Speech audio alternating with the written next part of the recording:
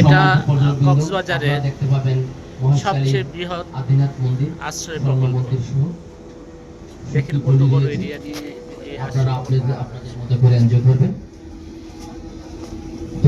কক্সবাজার সবচেয়ে বৃহৎ আশ্রয় প্রকল্প।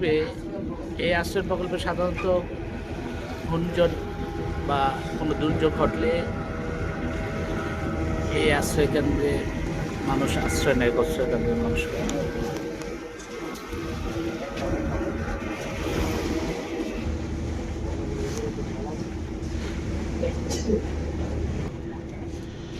আমরা কক্সবাজার থেকে মহেশখালীতে যাচ্ছি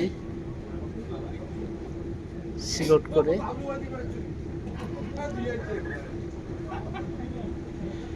আমরা যে শিপে যাচ্ছি সেই শিপটির নাম ক্যারি ক্রুজে যাচ্ছি। জি হ্যাঁ অবশ্যই। দেখতে পাচ্ছি আমাদের জাহাজের অধীনে বঙ্গোপসাগরের বুকে ছোট্ট একটি এটা কক্সবাজারের বঙ্গোপসাগরের সম্মুখ ভাগ। এখান থেকে বঙ্গোপসাগরের যাত্রা শুরু। এটা হলো কক্সবাজারের বিমান ওঠানামার জন্য রানওয়ে। কক্সবাজার রানওয়ে বিশেষত যখন বিমানগুলো কক্সবাজারে ল্যান্ড করে তখন মনে হয় যেন বিমানগুলো কক্সবাজারে ড্রাইভ দিচ্ছে।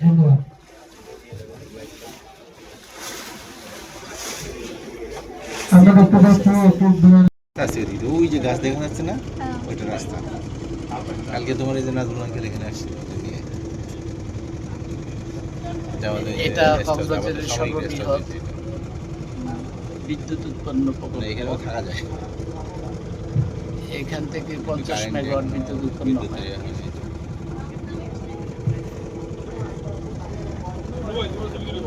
কক্সবাজার থেকে শুধু সালমানের উদ্দেশ্যে যাত্রা শুরু করব। এই গানটি আপনারা, এটা সুন্দরবনের আদলে গড়ে ওঠা ম্যানগ্রোভ ফরেস্ট কক্সবাজার এরিয়াতে দুটি গান রয়েছে তৈরি করা হচ্ছে। ম্যানগ্রোভ ফরেস্ট সুবিধা এবং পর্যটকদের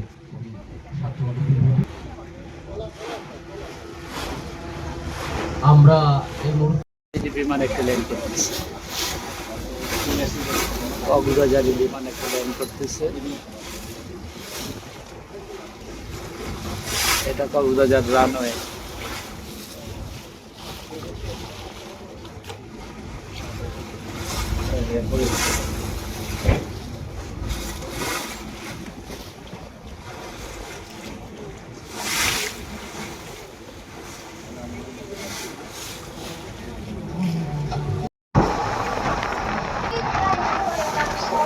এটা কক্সবাজারের বিখ্যাত সোনাদিয়া দ্বীপ।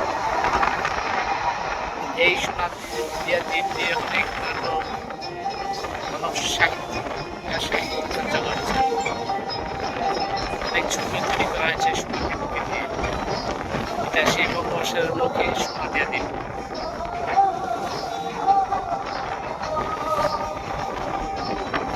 দেখেন বিখ্যাত সোনা দ্বীপের পাশেই কত শত শত নৌকা, এরা মাছ ধরছে।